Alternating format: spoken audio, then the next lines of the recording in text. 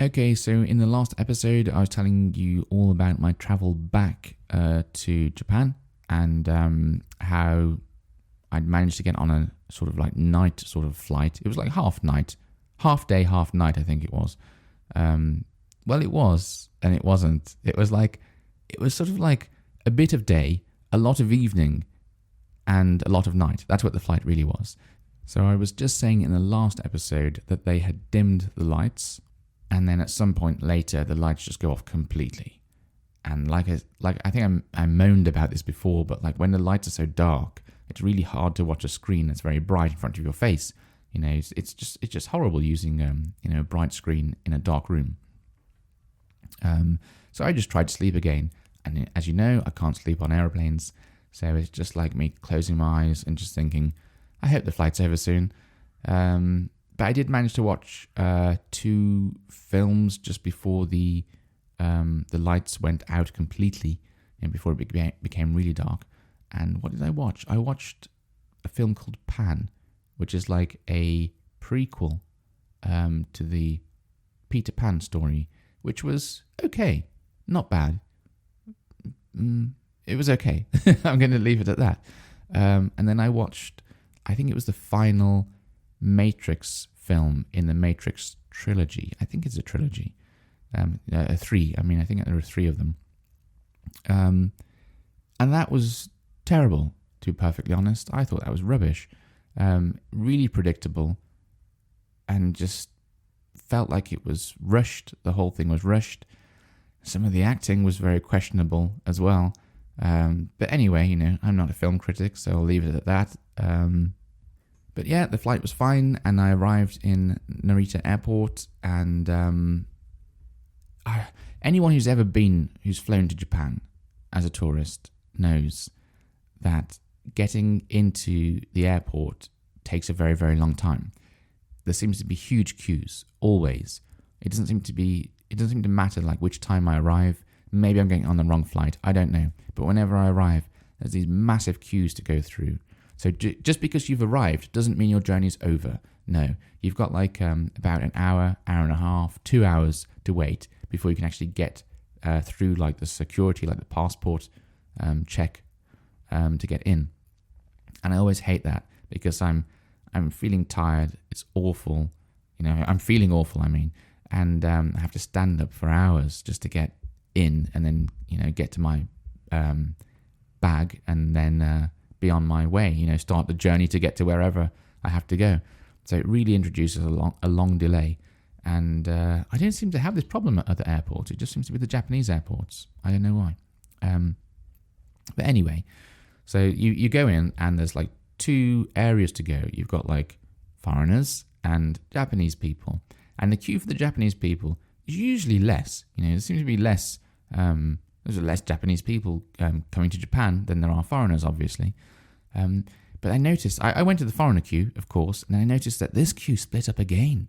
And it split up into, like, you know, the normal one with your tourist visas. And it split up into, like a special one with re-entry permits. And that was me, you know, because I'm living in Japan. I'm a resident here.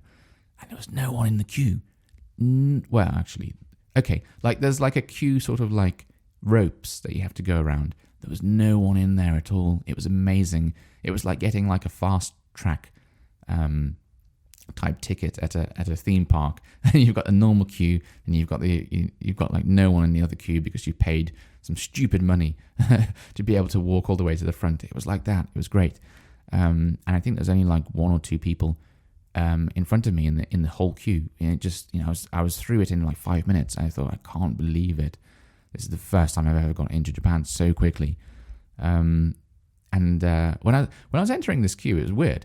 Like this person spoke to me completely in Japanese, and he was asking like, you know, have I got this resident sort of card, and like, please have my passport open on the profile picture page and get you whatever ready. And I was like, yep, and replying to him in Japanese.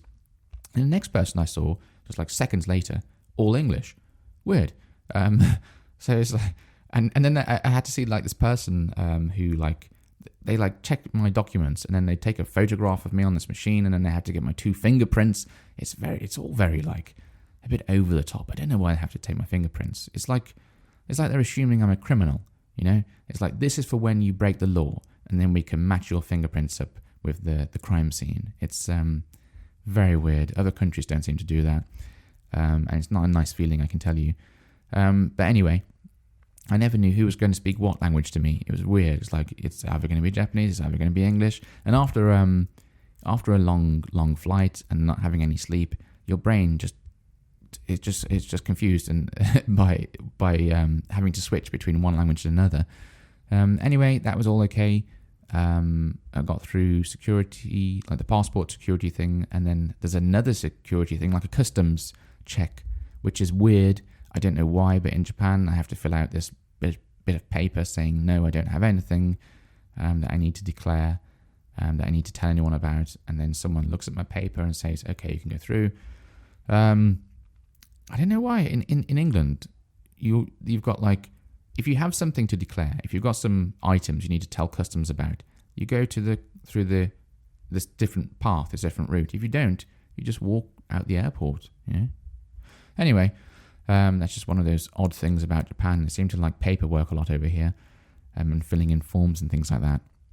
So anyway, I got through the whole sort of airport experience, and then I'm out and I'm looking for the train station, which is in the airport, so it's pretty easy to find.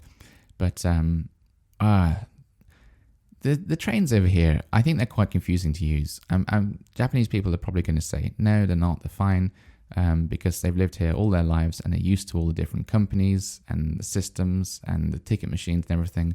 But for me, I still find them difficult to use, and especially when I've not had enough sleep and I've just been on a very long flight, I find them impossible to use. And I was getting a bit grumpy, to be honest.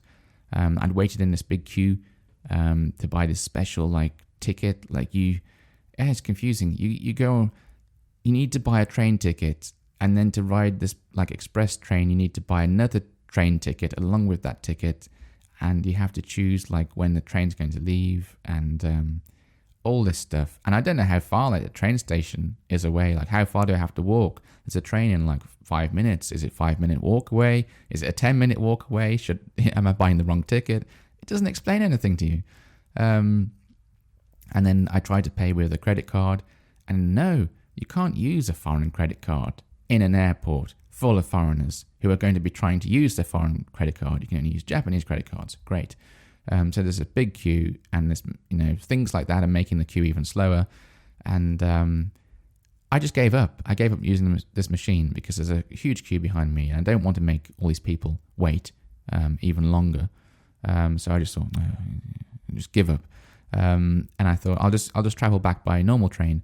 The way I came here, I just came here. I just came to the airport on a normal train, not like an express train or anything like that. So I thought I'll just go that way. It's simple. And then I got confused, finding the way to the normal train station. I couldn't seem to find the right line because you've got to get the right company. There's all these different train companies over here, and they all go from their own operate on their own lines. And I don't know. It probably wasn't that hard. It's just when you're that tired, it becomes that hard.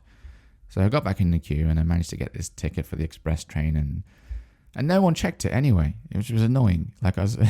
Sometimes you buy a train ticket and then no one checks it, and you think, didn't really need to buy a train ticket. I mean, you do because you're supposed to, because it's it's stealing if you don't, isn't it? But if I buy a train ticket, I want someone to look at it and say, okay, yeah, well done, you bought your train tickets. Anyway, that was it. It was pretty uneventful, which is great. That's exactly what you want on your travels, on your flights. And now I'm here in Japan, in my normal room that I'd record podcasts in. It's hot. It's very hot. I've got a t-shirt on. It's still too hot. I've just come from a country where most of the time I have been wearing a t-shirt and a jumper and a coat. So it's a really weird change again. Everything feels familiar, but also a bit strange at the same time. I don't know. It's hard explaining why. It's probably just jet lag, to be honest. It's probably just tiredness.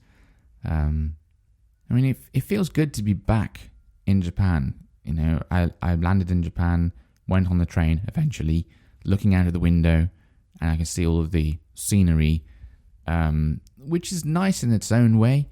Although I'm going to say it's not as nice as the countryside sort of scenery in England I've just been looking at. To me, that's just my opinion. There's something I find particularly beautiful about those sort of rolling hills and the sort of patchwork fields of different colours that you get in England. It's a lot. It always looks a bit more like industrial to me, a bit more like like lots of factories, and maybe it's all of the power lines that seem to run everywhere in Japan. But to me, it sort of spoils the look of the countryside.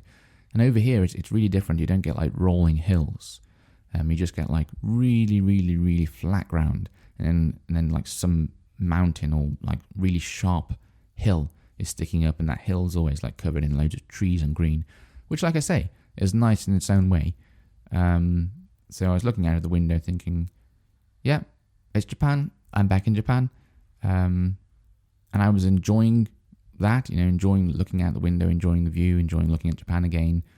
But it was tinged with a sadness. I think there was like a sort of sadness there as well.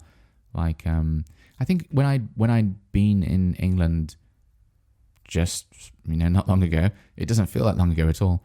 It feels like the other day. It was the other day. But I mean, that time I'd spent just recently in England made me realize how much I'd missed England.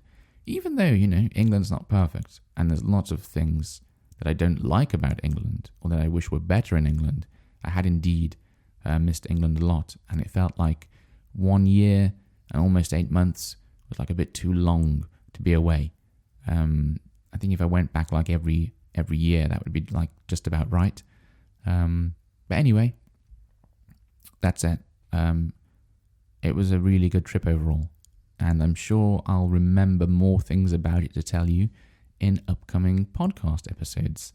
But until then, that is it. And I hope you've enjoyed listening to my tales about my travels to England and so forth. Anyway, until next time, bye-bye.